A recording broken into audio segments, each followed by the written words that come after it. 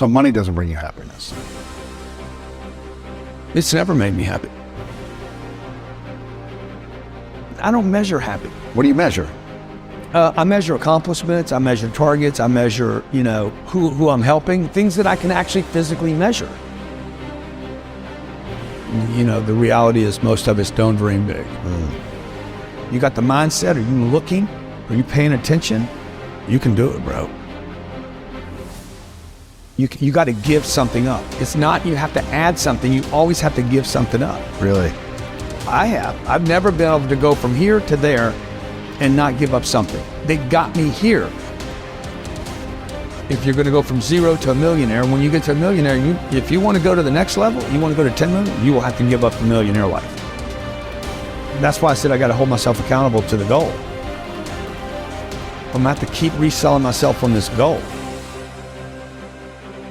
If people want to create wealth for themselves, it's not just money, it's people. Not how much money I have. I mean, we all know about the wealthy person that has no friends. He's on a yacht by himself. And that's not wealth, right? It's just a bunch of money and material collections. To me, there's no way to create real wealth by just going inside. You got to go out. I got to add people. How do you get people to know who you are? I say almost yes to almost everything. Why do you say yes to everything? Because it connects me to another person. I need people to get to know who I am. I'm going to become somebody. I want to contribute more. I don't think about I want to be more happy. I'm not thinking about joy. I'm not thinking about contentment. I'm thinking about action. I want the action. I want the grind. I want the possibility. I want legacy. I'm trying to figure out how to extend 100 years. How could Grant Cardone still be relevant in 21, 23? Do I want more happiness? Dude, I want more time is what I want. And I want more health.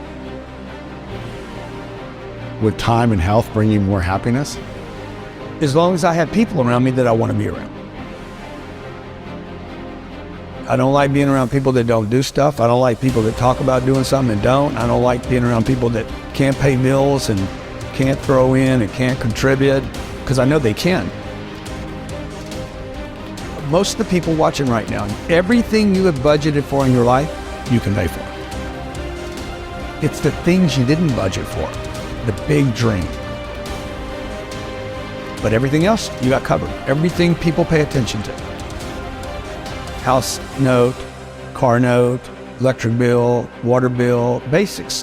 Everything gets covered. What if you just added a whole bunch of other stuff to the list? What if we were all brought up to say, hey, we're going to cover all this stuff? People would be even more productive. What would you say are the top 3 ways, the best ways to multiply money then? Get rid of it. You got to get rid of it. First, you got to make it. I got to collect it. I got to collect some.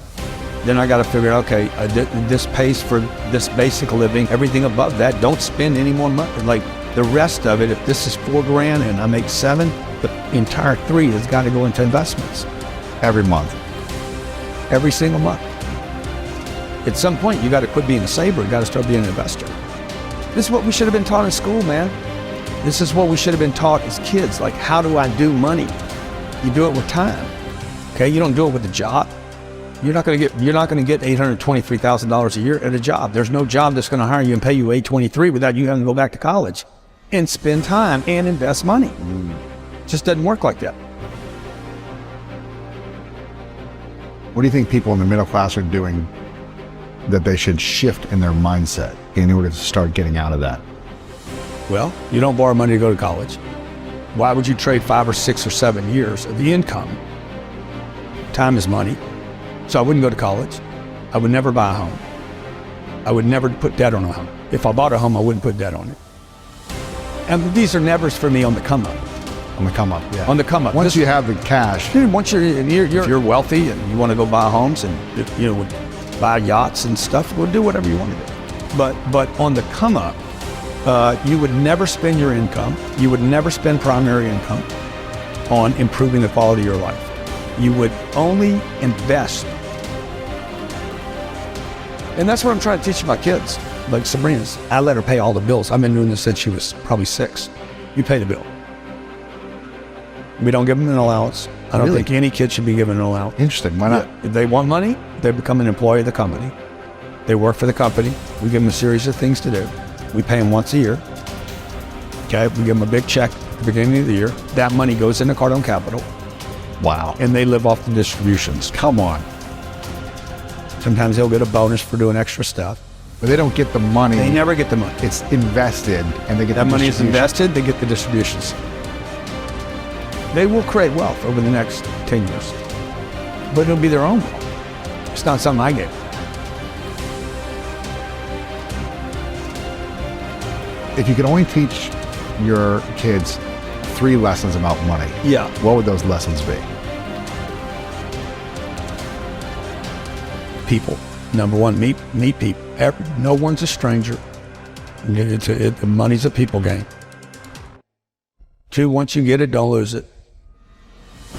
And number 3, invest in things where you can never lose your capital.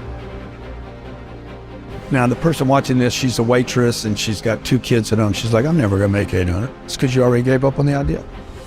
Like you never said that's the target, and you keep thinking you got to wait tables, and you quit already. How many people are in debt in America? 40% of people that make $1 million a year still are living paycheck to paycheck. 40%? 40%. But that's not because of inflation. That's because they spent money they shouldn't have spent. They thought they were entitled to because they're millionaires. They live above their means. They live above their investments, not their means.